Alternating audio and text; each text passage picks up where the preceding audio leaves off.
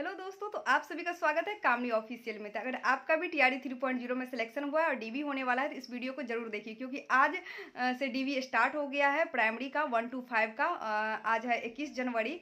तो आज कुछ कैंडिडेट से मुझे पता चला है कि आज जो 1 to 5 का डीवी किस तरीके से हुआ, कितना डॉक्यूमेंट लगा और क्या क्या हुआ डीवी सेंटर पे, वो सारी जानकारी मैं आपको दूंगी। क्योंकि इससे पहले आप जितना भी वीडियो देखे या मैं आप सबको जो बताई थी वो अपने एक्सपीरियंस पे बताई थी, जो टीआरई 1 में मेरा डीवी हुआ था। लेकिन टीआरई 3 का डीवी किस तरह से हो रहा है और कितना डॉक्यूमेंट लग रहा है वो सब मैं आपको बताऊंगी। इस पूरा वीडियो को आप बिना स्किप किए देखिए। तो सबसे पहले तो आप सबको ये आपका डेट पता चल गया होगा कि 1 to 5 का डीवी कब तक है, 6 to 8 का कब से कब तक है, 9 10 का कब से कब तक है, 11 12 का कब से कब तक है। उसमें भी सबके फ़ोन पे एसएमएस आ रहा है कि आपका डीवी कौन से डेट को है और कौन से स्लॉट में है, क्योंकि एक दिन में 5 स्लॉट में डीवी हो रहा है। 1.5 घंटा का पहला स्लॉट है, सुबह 9 बजे से लेकर के शाम के 5 बजे तक डीवी होगा। और पहला स्लॉट जो है 9 बजे से लेकर के 10:30 बजे तक 1.5 घंटे का पहला स्लॉट है। उसके बाद में 10:30 बजे से लेकर के 12 बजे तक दूसरा स्लॉट है। फिर 12 बजे से लेकर के 1:30 बजे तक तीसरा स्लॉट है और 1:30 बजे से 2 बजे तक ब्रेक है। फिर 2 बजे से लेकर के 3:30 बजे तक चौथा स्लॉट है, 3:30 बजे से 5 बजे तक पांचवा स्लॉट है। ऐसे करके डीवी हो रहा है। तो आपको एसएमएस मिल जाएगा कि आपके कौन से स्लॉट में डीवी है। उसी अकॉर्डिंग टाइम्स देख करके आप जो डिस्ट्रिक्ट आपका अलॉट हुआ है उसी डिस्ट्रिक्ट में डीआरसीसी सेंटर आपको पहुंच जाना है। डीआरसीसी में ही आपका डीवी होगा। डीआरसीसी पहुंचने के बाद सबसे पहले आपका बायोमेट्री होगा। बायोमेट्री में आपको कौन कौन से डॉक्यूमेंट लगेगा वो मैं आपको बता देती हूँ। वहाँ पे आपका फिंगरप्रिंट लिया जाएगा, जो आपको एग्जाम टाइम में आप जो फिंगर दिए होंगे, या लेफ्ट दिए होंगे तो लेफ्ट ही वहाँ पे काम करेगा और राइट दिए होंगे तो राइट काम करेगा। इस चीज़ का आप ध्यान रख लीजिएगा, क्योंकि जब मेरा बायोमेट्री हुआ था उस टाइम में मैं गलत फिंगर दे रही थी, तो एक बार नहीं हुआ तो मैं डर गई कि क्यों नहीं हो रहा है। क्योंकि अगर आप जेन्युइन कैंडिडेट है फिर भी आपका फिंगर नहीं ले रहा है तो फिर वहाँ तो प्रूफ नहीं होगा ना। इसीलिए तो आप दोनों फिंगर दे करके देख लीजिए अगर आप भूल गए हैं तो। उसके बाद वहाँ पे डॉक्यूमेंट क्या सब लगेगा, तो डॉक्यूमेंट में आपको देखिए एडमिट कार्ड ओरिजिनल होना चाहिए, फोटो कॉपी नहीं, ओरिजिनल एडमिट कार्ड वहाँ पे आपको देखेगा, जिसमें स्टिकर भी और साइन भी होना चाहिए। अगर किसी के एडमिट कार्ड में स्टिकर नहीं है तो आप देखिए क्या कीजिए, एक एफिडेविट बनवा लीजिए, क्योंकि वहाँ पे दिक्कत करेगा आपको। या साइन नहीं है तो उसके लिए भी आप एक एफिडेविट बनवा लीजिए। अगर आप अदर स्टेट से हैं, यूपी से हैं, तो आपको वहाँ का भी एफिडेविट है तो भी काम चल जाएगा। उसके बाद आपके पास ओरिजिनल आधार कार्ड होना चाहिए और आधार कार्ड का फोटो कॉपी भी रख लीजिए। 2-3 फोटो कॉपी आधार कार्ड का जरूर रख लीजिएगा, क्योंकि आगे भी आपको काम आने वाला है। तो वो सारा चीज़ मैं आपको स्टेप बाय स्टेप बताती चलती हूँ। पहले आपको सबसे पहला यही चीज़ होगा सेंटर पे जाने के बाद डीआरसीसी में। उसके बाद आप अंदर जाएंगे, वहाँ आपको अनाउंस करके बुलाया जाएगा। फिर डीवी आपका स्टार्ट हो जाएगा। जब डीवी आपका स्टार्ट होगा काउंसलिंग, उस टाइम में क्या क्या डॉक्यूमेंट चाहिए, तो सबसे पहले तो वाटर मार्क वाला जितना भी डॉक्यूमेंट है जो आप फॉर्म फिल करते वक्त अपलोड किए थे वो डाउनलोड करके आप सब प्रिंट निकाल लिए होंगे। और उसमें आपको उसका 2 कॉपी ले लीजिए वाटर मार्क के डॉक्यूमेंट का, उसका सिर्फ 2 कॉपी। वहाँ पे आपको एक ही कॉपी का जरूरत पड़ेगा, लेकिन आपको 2 कॉपी रख लेना है 2 फाइल में। उसमें आप सेल्फ अटेस्टेड कर दीजिए, सभी में साइन कर दीजिए अपना।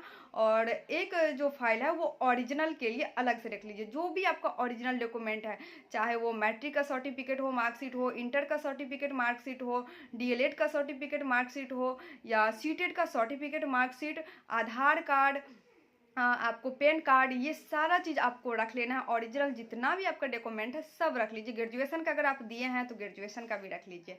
तो ये सारा चीज़ आपको ओरिजिनल फाइल में होना चाहिए। बस इतना ही, 3 ही फाइल आपके पास होना चाहिए और 3 फोटो वहाँ पे आपको लगेगा।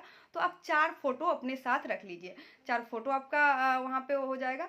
तो आपका वहाँ पे डीवी हो जाएगा। डीवी वक्त आपके पास आधार कार्ड होना चाहिए और आधार कार्ड में जो मोबाइल नंबर रजिस्टर है वही मोबाइल फ़ोन आपके पास वहाँ अवेलेबल होना चाहिए डीआरसीसी सेंटर में डीवी के टाइम में, क्योंकि उस पर एसएमएस आएगा और मैसेज आने के बाद आपका डीवी जो होगा वो आपका वेरिफिकेशन जो होगा वो सक्सेसफुल होगा। तो इसीलिए अगर आपके पापा का नंबर है या हस्बैंड का नंबर है तो वही फ़ोन आपके पास उस टाइम होना चाहिए।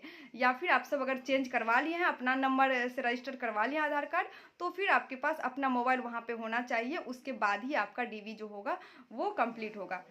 ये आप समझ गए। उसके बाद देखिए काउंसलिंग होने के बाद आपको बैठने के लिए बोला जाएगा। उसके थोड़ी देर बाद अनाउंस करके आपको काउंसलिंग लेटर दिया जाएगा।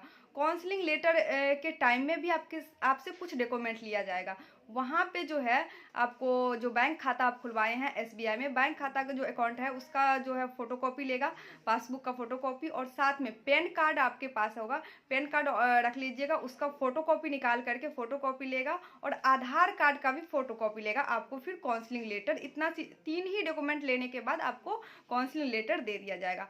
पहले जो टीआरई 1 में टीआरई 2 में ऐसा हुआ था कि काउंसलिंग लेटर देते ही ट्रेनिंग में भेज दिया जाता था, लेकिन टीआरई 3 में आज जिनका भी वेरिफिकेशन हुआ, डॉक्यूमेंट वेरिफिकेशन, उन सब को ट्रेनिंग के लिए नहीं भेजा गया है। जो आप यूपी से हैं या अदर डिस्ट्रिक्ट से हैं, आप आ रहे हैं मधुबनी में या दूसरे जिला में आपका काउंसलिंग है, तो पूरा सामान सब लेके जाने की जरूरत नहीं है, क्योंकि टीआरई 3 में जो अभी काउंसलिंग हो रहा है तो ट्रेनिंग में नहीं भेजा जा रहा है। काउंसलिंग होने के बाद आपको अपने घर लौट आना है, और आपके फ़ोन में ये इन्फॉर्मेशन एसएमएस आ जाएगा कि आपका चाहे स्कूल अलॉट होता है या फिर आपको ट्रेनिंग में कब भेजा जाएगा, ये सब आपको आगे पता चलेगा।